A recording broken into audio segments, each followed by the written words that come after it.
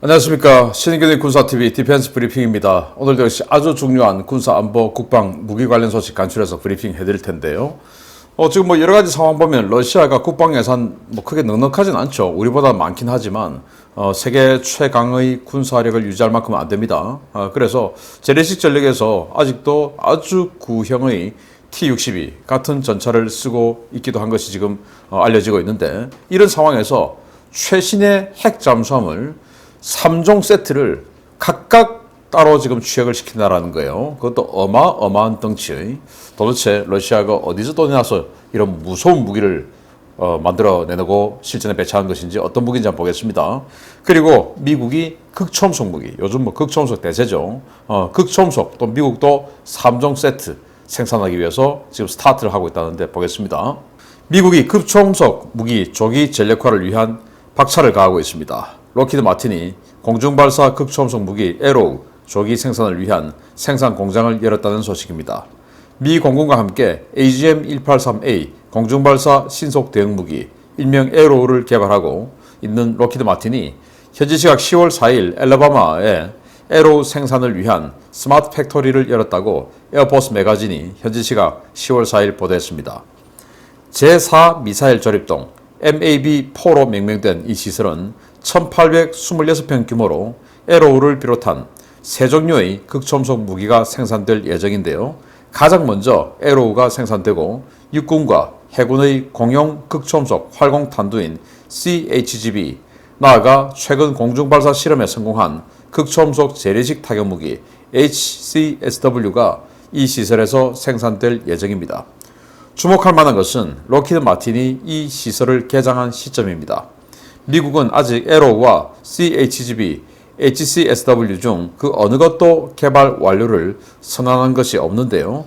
당초 올해 7월 발사 실험 성공을 전제로 계획했던 2022 회계연도 말, 즉 내년 10월까지 초도 생산을 시작한다는 일정은 틀어졌지만 록히드 마틴은 계약대로 공장을 열었습니다.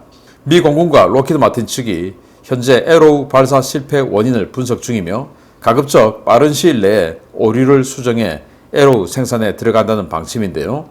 록히드 마틴은 이를 뒷받침하기 위해 극초음속 무기 생산 시설을 조기에 개장한다고 밝혔습니다. 이번에 개장한 생산 시설은 자동화된 로봇 시스템을 이용해 기존의 인력 중심 생산 시설보다 생산 정밀도와 생산 속도가 비약적으로 향상된 것으로 알려졌는데요. 부디 에로우의 오류 수정 작업이 빠르게 진행되어 중국에게 강력한 한방을 먹일 극초음속 무기가 하루빨리 또 안정하게 등장하기를 기대합니다. 자, CG지만 B-52 폭격기가 에로우 미사일을 쏘는 거예요. 에로우 미사일은 특별한 웨이브 글라이딩을 한다든지 이런 거 아닙니다. 오직 속도로 승부합니다. 사거리는 1500km, 속도가 무려 마하 20. 이걸 누가 받겠습니까? 마하 20. 이야, 탐지하자마자 그냥 번쩍하고 그냥 가는 거죠. 그런데 문제는 7월에 실패, 8월에 실패. 그래서 스케줄이 좀 지장이 있을 것 같은데, 미 공군과 록히드 마틴은 큰 문제는 아니었다. 그래서 생산 일정에 크게 지장은 없다. 이렇게 이야기를 해요. 그리고 CHGB, 이거는 사거리가 2700km, 육군용의 경우에 탄도미사일에 탑재를 해서 내려 꽂으면서 분리가 되어서 이제 활공 웨이브 글라이딩 하는 바로 그 탄도미사일이죠. 북한이 최근에 테스트 했지 않습니까? 그게 비슷한 메커니즘입니다. 그리고 이 똑같은 것을 해군은 이 버지니아급 잠수함에다가 탑재를 해서 VPM에 리볼버 스타일로 생긴 그 수직 발사관에 tab재를 해서 쏘는 그 해군용 버전도 있고, 그리고 또 최근에 또 발사 성공을 했죠. 램젯, 스크램젯 엔진 방식의 마하 5짜리 극초음속 미사일. 이건 이제 유도 미사일, 순항 미사일 스타일의 유도 미사일인데, 토마호크 순항 미사일은 사거리는 길긴 하지만 속도가 시속 한 800km 이 정도밖에 안 되지 않습니까? 그런데 이 극초음속 순항 미사일은 마하 5, 시속 6000km 이상의 속도로 날아가면서 순항을 하니까 이걸 또 누가 막냐? 라는 바로 그 무기 3종 세트, 극초음속 무기 3종 세트를 록히드 마틴이 엘라바마에 짓기 위해서, 만들기 위해서 공장을 지금 오픈했다 라고 하는 소식을 알려드리고 빨리 생산되기를 기대합니다. 두 번째입니다. 극심한 재정난에 전차와 자주포를 옮길 돈이 없어서 민가에 유기하는 러시아가 올해 말까지 무려 3척의 최신의 핵 잠수함의 인수평가를 완료하고 내년에 실전 배치한다는 소식입니다. 이 가운데는 인류 파멸의 무기, 일명 둠스데이 웨펀으로 불리는 잠수함도 포함되어 있습니다. 러시아는 올해 말까지 3척의 최신형 핵 잠수함의 인수 실험을 마무리할 것이며 이들은 내년 러시아 해군의 일원이 되어 바다로 나갈 것이라고 미하일 부드니첸코 세븐마시 조선소 최고 경영자가 타스 통신과의 인터뷰에서 현지 시각 10월 4일 밝혔습니다. 부드니첸코 CEO는 현재 최종 인수 평가가 진행되고 있는 잠수함은 야센 M급 공격 원잠인 노보시비르스크, 보레이 2급 전략 원잠인 끄냐스 올레그, 오스카 2급 순항 미사일 원잠을 개조한 특수목적 잠수함인 벨고로드 등 3척이다 라며 이들은 올해 말까지는 몇 차례 더 시운전이 필요하다라고 밝혔습니다. 보레이 2급 원잠인 끄냐스 올레그는 기존의 델타급과 타이푼급을 대체해 총 10척이 건조될 예정인 러시아 해군의 차세대 전략 원잠인데요. 수중 배수량 24,000톤에 달하는 엄청난 덩치에 푸틴이 인류가 지금까지 본 적이 없는 무기다 라고 극찬했던 차세대 SLBM인 RSM-56 블라바 미사일 16발을 탑재해서 국가를 하나 없애버릴 수 있는 무기로 평가되고 있습니다. 더 무서운 것은 벨고로드입니다. 무려 184m에 달하는 길이와 이중 압력 선체 구조로 엄청난 덩치를 자랑하는 이 잠수함은 미국과 서방 세계가 경악했던 사거리 무제한 최대 100메가톤급의 위력으로 미국의 해안선에 초대형 쓰나미를 불러올 수 있는 핵추진 어뢰 포세이돈을 무려 6발이나 탑재하는 괴물 잠수함입니다. 문제는 이 괴물 잠수함이 내년에 최초로 실전 배치되는 함대가 태평양 함대라는 것인데요. 이 잠수함의 태평양 배치에 대비해서 대잠 전력과 수중 전력에 대한 전면 재정비가 필요하다는 지적이 나오고 있습니다. 러시아 잠수함들 덩치 크기로 유명하죠. 까라 타이푼. 그런데 그 타이푼의 후속인 바로 보레이 2급 전략원장 끄냐스 올레그를 배치하는데 무려 24,000톤입니다. 미국이 가진 오하이오급 16,000톤보다 8,000톤이나 더 크니까 정말 무지막지하게 크죠.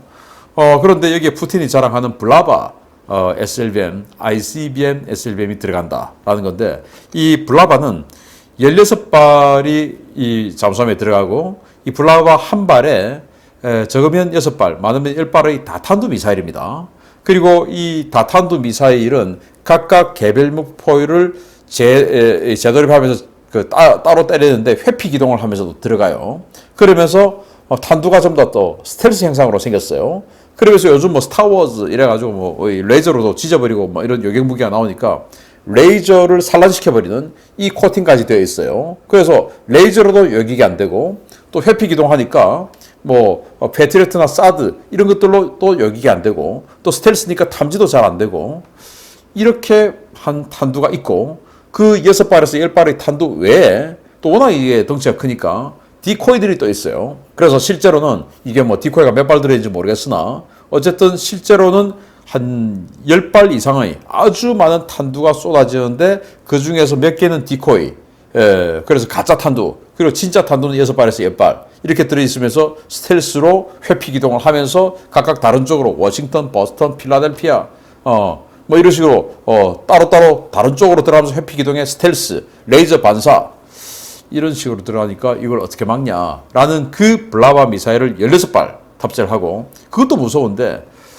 이건 이제 이 북방 함대, 북극 함대에 배치해서 무르만스크에 배치가 될 거예요. 그런데 문제는 태평양 함대에 이 벨고라드가 배치가 되는 건데 이 벨고라드는 24,000톤으로 이 보레이급하고 덩치는 비슷합니다. 그런데 길이를 더 확장시켰어요. 그래서 세계 최대의 잠수함으로 기록되고 있을 정도인데 여기에 이제 포세이돈 핵 어뢰가 들어간다라는 겁니다. 그래서 이 어뢰인데 여기에 원자력이 들어가서 원자력 추진이기 때문에 무한 동력 아니겠습니까? 수십 년을 그냥 움직일 수가 있죠. 그래서 쏴서 태평양 쪽에 서태평양에 쏴서 혼자서 그냥 동태평양 즉 캘리포니아 연안까지 가서 거기서 터져버리는데 이 최대 위력이 100메가톤. 그래서 캘리포니아 인근에서 터져버리면 그때부터 쓰나미가 캘리포니아 쪽을 덮치기 시작해서 무려 500m 높이의 쓰나미가 미국 해안을 덮친다. 하는 그 무기가 바로 인류 종말의 무기, 둠스데이 웨펀이라고 부르는데, 그거 푸틴이 우리 이런 거 만들었다고 자랑했던 바로 그 무기입니다. 그런데 이걸 최초 배치를 지금 태평양 함대, 즉 블라디보스톡에 배치를 하겠다라는 것이죠. 블라디보스톡은 바로 우리 대한민국 머리 위에 있지 않습니까? 물론 이거 가지고 우리 대한민국을 공격할 이유는 없어요. 왜냐? 대한민국은 그거 아니라도 공격할 전술 핵무기가 있으니까 이런 어마어마한 전략 무기를 자기네들도 위험한 동해에서 사용할 리는 없지만, 저는 이제 이런 걸 가지고 어쨌든 이제 이렇게 태평양 함대에 배치가 되면 미국의 공격 원잠이 반드시 헌터킬러 하기 위해서 이 블라디보스톡 앞에 매복을 할 거라고 봐요. 그렇게 되면 또 이 북한의 심포 조선소, 심포항해, 마양도 기지 이런 쪽에서 미국을 공격할 수 있는 또 SLBM 잠수함 만들지 않습니까? 여기에 대한 헌터킬러가 미국이 소홀해질 수가 있습니다. 따라서 우리가 한미동맹을 더욱더 강화해서 이들이 벨고로드를 헌터킬러 하기 위해서 이 블라디보스톡 앞에 상시 매복을 해야 되는데, 그러면 니들 핵잠수함 숫자 적지 않느냐? 그러니까 우리가 그러면은 이 SLBM, 북한 SLBM 우리가 헌터킬러 해줄게. 그러려면은 우리 지금 이 도산 안창호급 이런 거로 안 되잖아. 그래서 우리도 핵잠수함 니들이 인정만 해주면 우리는 호주처럼 오래 걸리지도 않고 바로 그냥 10년 내에 만들 수 있으니까 바로 할게.